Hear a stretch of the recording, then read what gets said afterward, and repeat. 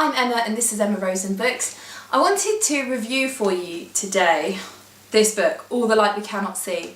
I had just finished reading this, well, by the time this video goes up it will be like a week ago, and it was so good, so I want to tell you all about it. I've been meaning to read it for ages and I started to read it about 5-6 weeks ago.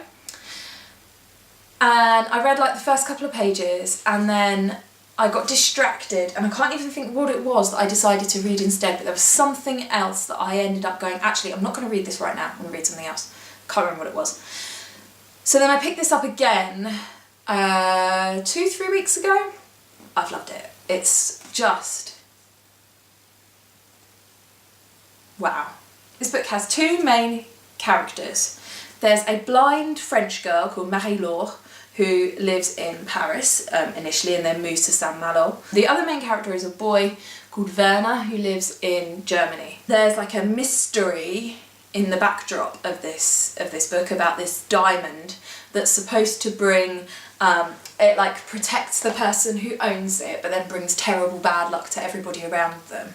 That gemstone is at the Museum of Natural History where Marie-Laure's dad works. And there's also this backdrop of stuff to do with radio. So Werner, he is really good with radios and he finds one and he fixes it up and he's like this amazing natural engineer and particularly adept with how radios work and all of that kind of stuff. Werner ends up going into a military school. It's all set in the Second World War. Marie-Laure ends up going to Saint-Malo to flee wartime Paris with her dad. And then events unfold. The thing that struck me the most about this book is the way that sensory things are described, particularly because one of the main characters is blind. That just allows such a different take on the whole environment, the way that she experiences everything around her. I mean, there's a big part of this book, she's really into sea creatures, and there's a lot of this book based around kind of snail shells. In fact, spirals in general are a really significant emblem within this book, but she also absolutely loves the sea, she's obsessed by it and she keeps being kind of drawn towards it. And the way that the sea is described, I can almost smell the iodine from the seaweed, you know, and you can imagine the sucking sounds and everything, because just the way that everything is described, you are there.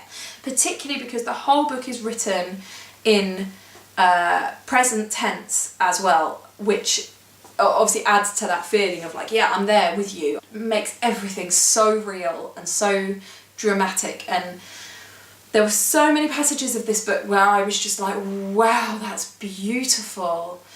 But then equally on the other side, because so much of this book is tragic and heartbreaking, that you also see the other side of like, oh my god. You know, there were parts of the book that were very sort of murky and squalid, and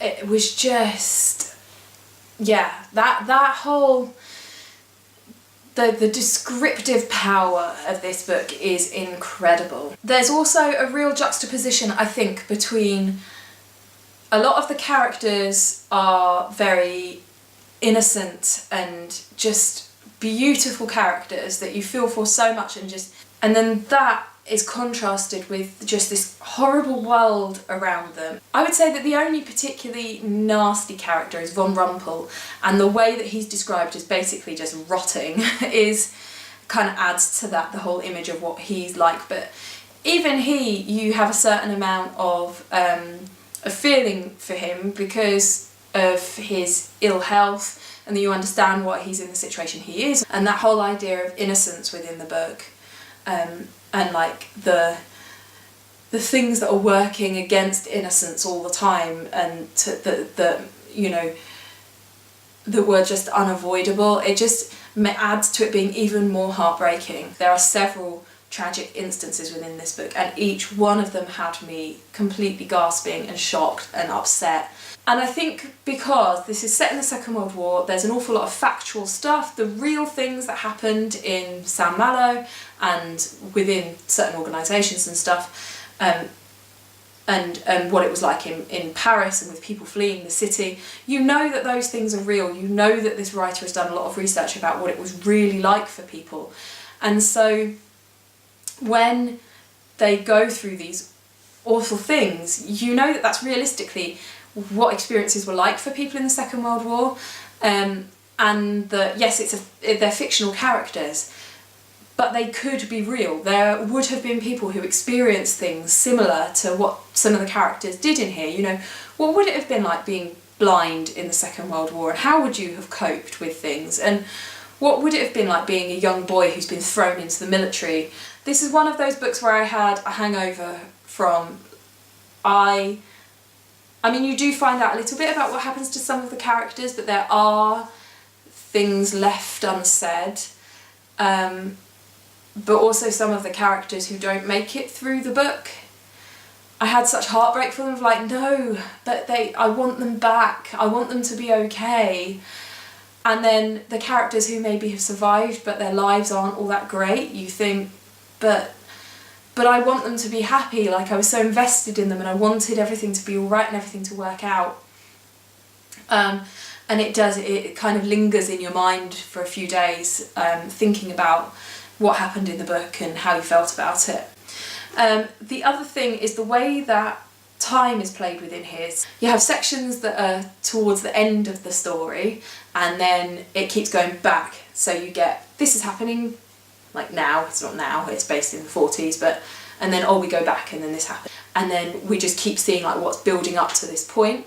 So it means you kind of know where the characters are headed as well, and the closer that you get to the event, like the more that your panic rises that they're going to be in this situation and what that means. And this book kind of just had everything for me. It had all the emotions, it had beautiful characters. I love a very visual book because I'm a very visual person, so just to have really intricate images in my head, which this certainly made, is just perfect for me. And having strong scientific themes, particularly the sea marine biology stuff, it just really had it all for me. This is definitely one of my favourite books. I adored it. And there were some beautiful sound bites, like little, quotes from it. I love the phrase that runs through it of open your eyes and see what you can with them before they close forever, which is read out on a radio programme towards the beginning of the book. That is just beautiful, because I believe in that. I believe just look around you and take in everything you can and do everything you can, because one day you won't be able to. If you haven't read this, I could not recommend it highly enough. It's one of the best books that I've ever read.